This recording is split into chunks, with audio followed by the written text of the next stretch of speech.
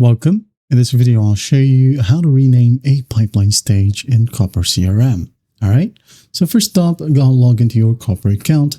Now go to the left panel and select one of your pipelines where you wanted the stage to be renamed. Okay. So just click on it.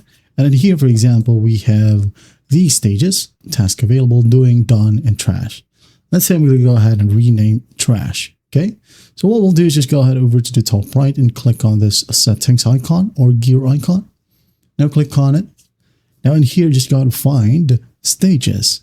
Okay, click on it, and then here you can just easily delete the specific text and rename it however you want. Okay, for example, a sample stage.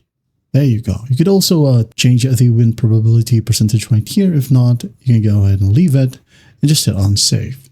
And by the way, if you want to delete some stages right here, you have that option in here. Okay. Now, once you're happy with it, you can close this. Now here we have the renamed stage. Okay. It was before trash and now it is set to a sample stage. That is how you rename a pipeline stage here in Copper CRM. I hope this video helps and I'll see you in the next one.